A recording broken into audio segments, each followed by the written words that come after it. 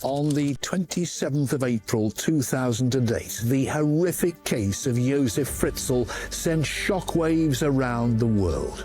Joseph Fritzl एक ऐसा हैवान पिता जिसने अपनी ही बेटी एलिजाबेथ को 24 साल के लिए कैद में रखा, उसे की तरह यूज किया और 7 बच्चे पैदा किए। Josef Fritzl was the most horrific story I've ever reported in 30 years of journalism.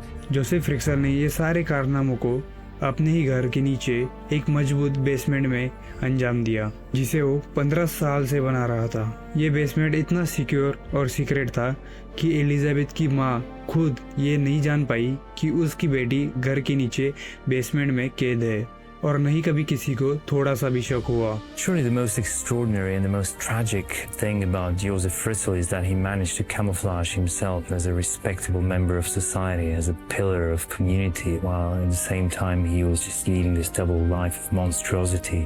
जब जोसेफ ने एलिजाबेथ को कैद किया, तब एलिजाबेथ बस 18 साल की थी। The Austrian father, accused of holding his daughter captive thousands of times over 2 decades, has been sentenced to life in prison. और कैद होने के अगले 24 साल एलिजाबेथ ने फिजिकल अब्यूज, हरासमेंट, वायलेंस का ऐसा ट्रॉमा झेला जिसके बारे में कोई सोच भी नहीं सकता। This is one of the horrific cases ever recorded in human history.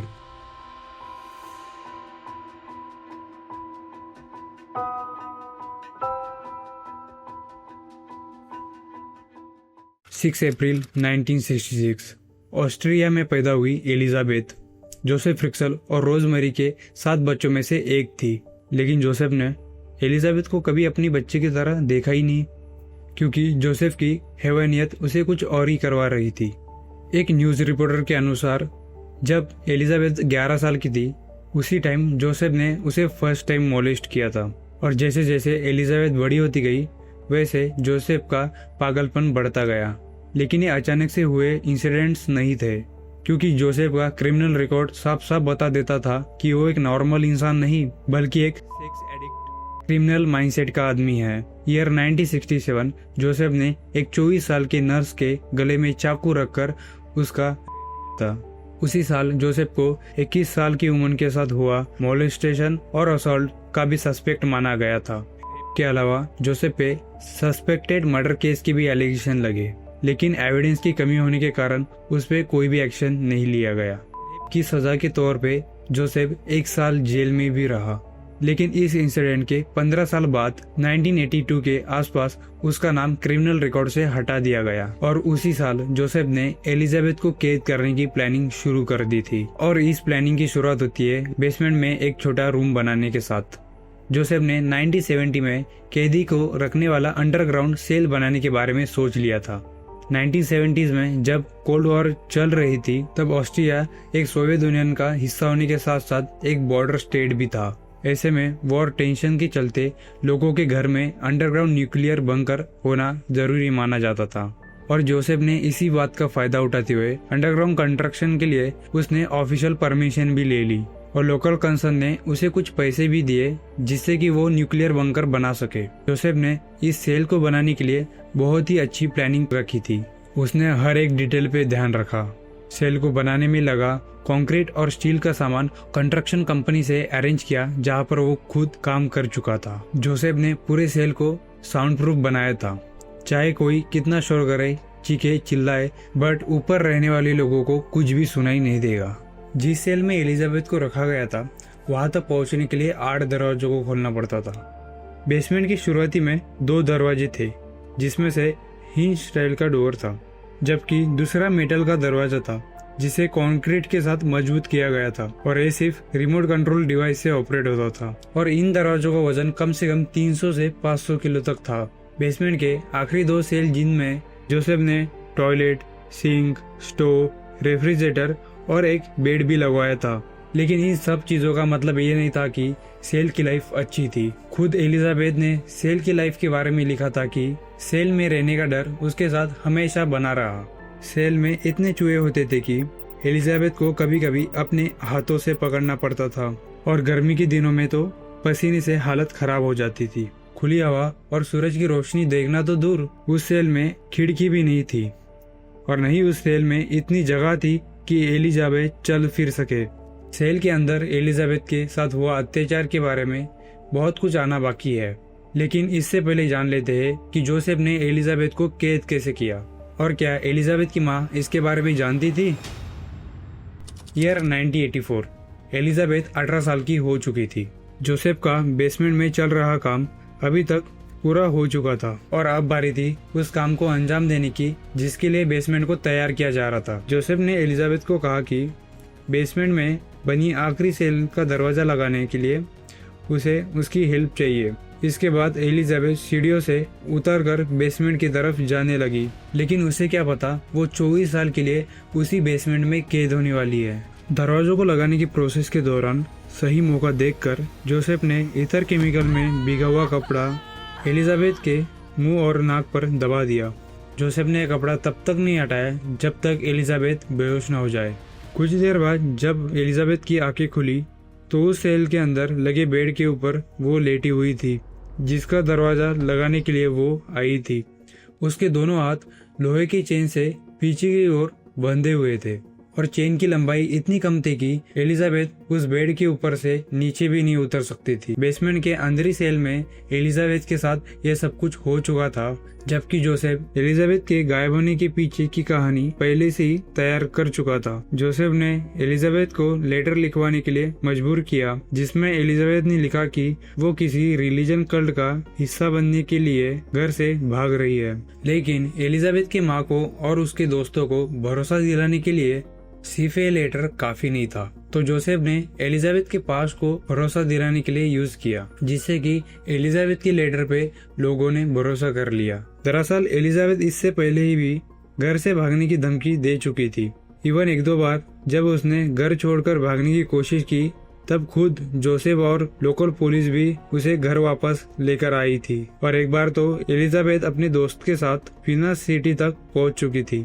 और ये इतने इंसिडेंट थे, बेसमेंट की सेल से फोर्सफुली लिखवाए गए एलिजाबेथ के लेटर को एक सबूत बना दिया और इसके ऊपर किसी को भी शक नहीं हुआ। और इसका ये रिजल्ट था कि जोसेफ अपने प्लानिंग में कामयाब रहा, जबकि घर के बेसमेंट के सेल में बंद 18 साल की एलिजाबेथ को कोई आइडिया ही नहीं था जोसेफ के डर से लिखा हुआ लेटर उसके अगले 24 साल नर्क बना देगा। शुरुआती के कुछ दिनों तक चेन में बंद रखने के बाद जोसेफ ने चेन यूज करना बंद कर दिया था, लेकिन इसके पीछे उसकी दया नहीं थी, बल्कि चेन के साथ जोसेफ को एलिजाबेथ के साथ फिजिकल इन्वॉल्व होने में दिक्कत होती थी। जोसेफ दिन में कई बार आता, अपनी नीड पूरी करता और चला जाता। इवन जोसेफ एलिजाबेथ को पोर्न मूवी में दिखाए गए जाने वाले सीन को फॉलो करने के लिए फोर्स भी करता था। अगले 5 साल तक एलिजाबेथ उस सेल में अकेली रही। फिर ईयर 1989 में एलिजाबेथ ने अपने पहले बच्चे क्रिस्टन को जन्म दिया, लेकिन ये उसके लिए कोई खुशी का पल नहीं था, बल्कि ये ऐसा ट्रॉमा था कि कोई इसके बारे में सोच भी नहीं सकता था।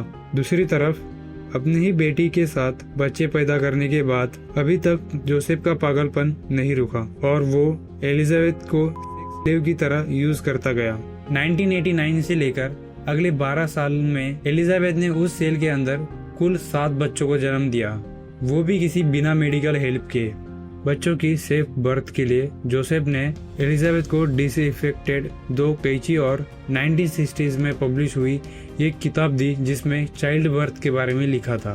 एलिजाबेथ के 7 बच्चों में से एक माइकल को कुछ ही घंटों बाद सांस लेने में दिक्कत आ रही थी और वही वो उसकी मौत हो जाती है। जोसेफ जानता था कि बच्चों की तबीयत ठीक नहीं है, फिर भी उसने कोई भी हेल्प नहीं की।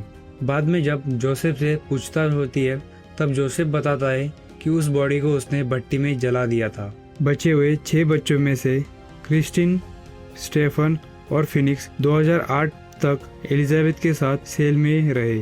सेल में कैद रहने और कोई सुविधा ना होने के बावजूद एलिजाबेथ अपने बच्चों को पढ़ाती थी और जितना हो सके उतना केयर भी करती थी, जबकि बाकी 3 बच्चे लीसा, मोनिका और अलेक्जेंडर जोसेफ और एलिजाबेथ की मां रोजमेरी के साथ घर में ही रह रहे थे, जिसके बेसमेंट में एलिजाबेथ अपने 3 बच्चों के साथ कैद थी। इवन रोजमेरी को यही भी पता था कि ये बच्चे एलिजाबेथ के हैं, लेकिन ये कैसे पॉसिबल है?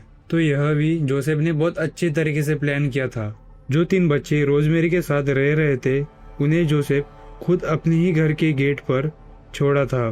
वो भी एक एलिजाबेथ के फोर्सफुली लिखवाए गए लेटर के साथ, जिसमें एलिजाबेथ में लिखा था कि ये मेरे बच्चे हैं और मैं इसकी केयर नहीं कर सकती, इसलिए मैं यहाँ पे उसको छोड़ के जा रही हूँ और इसकी जिम्मेदारी तुम्हारे ऊपर है।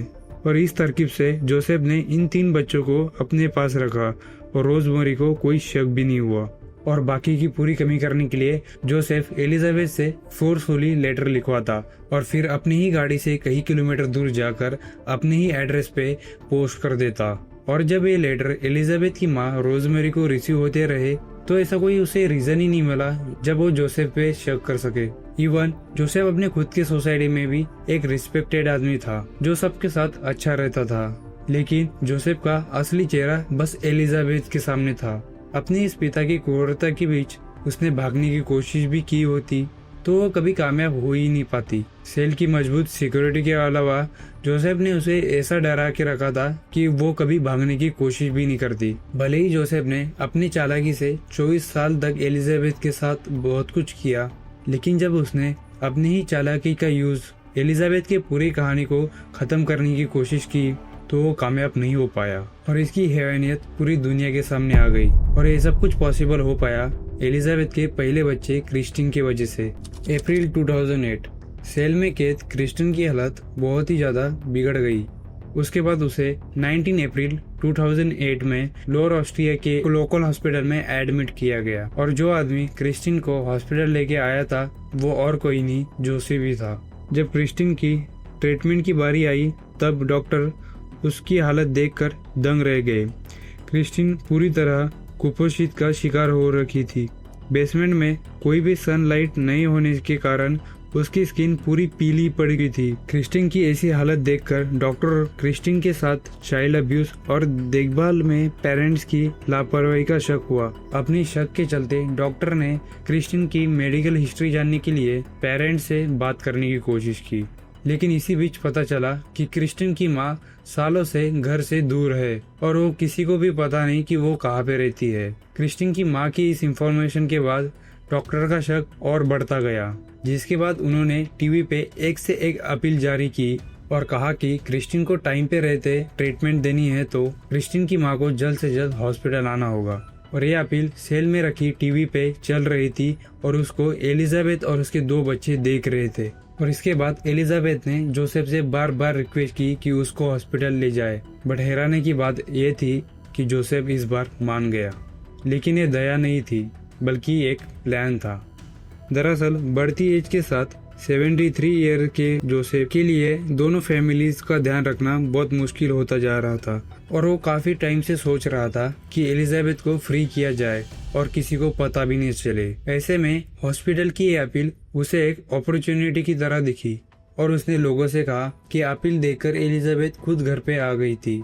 26 अप्रैल 2008 जब एलिजाबेथ हॉस्पिटल पहुंची तो उसकी हालत देखकर डॉक्टर को जोसेफ की बातों पे शक हुआ और एलिजाबेथ को एक अलग रूम में जाकर इंट्रोगेट किया गया। इसके बाद जोसेफ की इस हैवानियत की कहानी पूरी दुनिया के सामने आ गई।